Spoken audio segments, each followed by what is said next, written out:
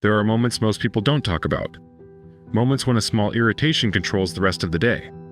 When one comment changes your mood for hours. When frustration shows up faster than you expected and leaves slower than you wanted. Nothing dramatic happens. But something inside feels hijacked. And afterward, there's often a quiet thought. Why did that affect me so much? It's not that emotions are the problem. They're part of being human. The real weight comes when emotions begin deciding your direction, before you even have time to think. That's the moment many people quietly realize. They are reacting more than they are choosing. For a long time, I thought emotional control meant suppressing what I felt, staying calm no matter what, pretending things didn't matter. But that approach never worked, because emotions don't disappear when ignored. They simply wait and return stronger. Stoicism never asked people to feel less. It asked them to see more clearly what was happening inside, to notice the difference between feeling something and being carried away by it. That distinction changes everything. Think about how quickly certain emotions take over. Anger can rise in seconds. Anxiety can appear before the situation even unfolds. Disappointment can linger long after the moment ends. When those reactions arrive, they feel automatic, as if they happened to you without permission. And in many ways, they did. The mind is fast, faster than reasoning, faster than reflection. But the Stoics noticed something important. Even if the first emotional reaction is automatic, the second response is not. There is a small pause after the feeling appears, a narrow window most people miss where the mind can decide whether to continue feeding the reaction or let it settle. That space is where mastery begins. Many people believe emotional mastery looks dramatic, perfect calm, perfect patience, perfect composure. In reality, it's much quieter than that. It looks like noticing irritation, without immediately speaking from it.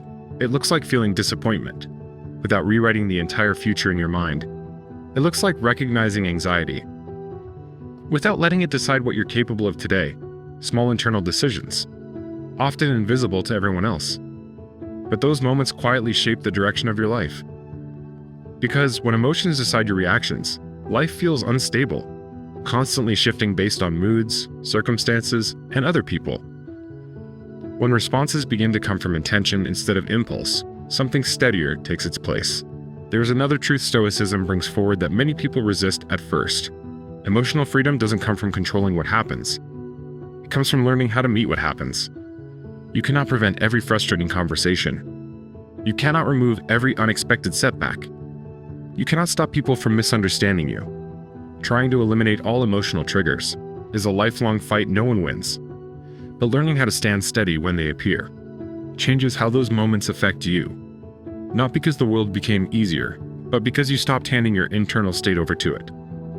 Over time, people who practice this begin to notice something subtle. Situations that once pulled strong reactions start losing their grip. The same comment that once stayed in your mind all night now fades in minutes. The same inconvenience that once created frustration now barely interrupts your direction. Not because you stopped caring, but because you stopped giving temporary moments permanent authority. That is emotional mastery in its real form, not emotional silence, but emotional proportion. Feeling what happens, without becoming controlled by it.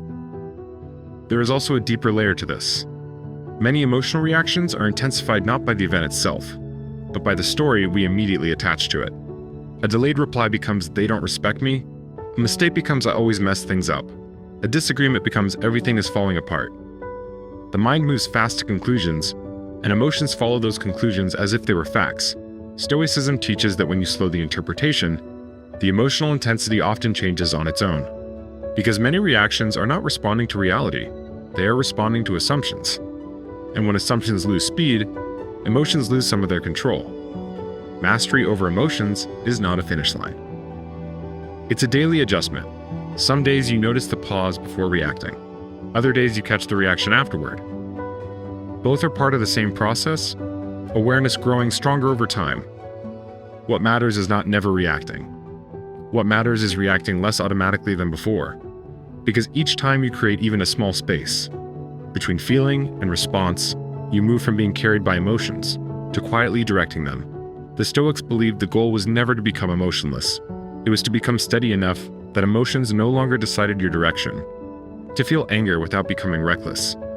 To feel fear without becoming frozen. To feel disappointment without losing movement. That kind of steadiness doesn't remove life's challenges, but it changes how much of you those challenges are allowed to take. And over time, that difference becomes visible in calmer decisions, clearer thinking, and a sense that your life is being guided from within, instead of pushed from the outside. If this reflection felt familiar, if you've noticed moments where emotions seem to move faster than your intentions, you're not alone in that experience. Most people are never taught that emotional control doesn't start with suppression, it starts with awareness. With noticing the pause, protecting the pause, and slowly learning to respond from it. If this message resonated with you, subscribe and stay connected with this channel. And in the comments, share one situation recently where you noticed the pause before reacting, because sometimes recognizing those small moments is where quiet mastery begins.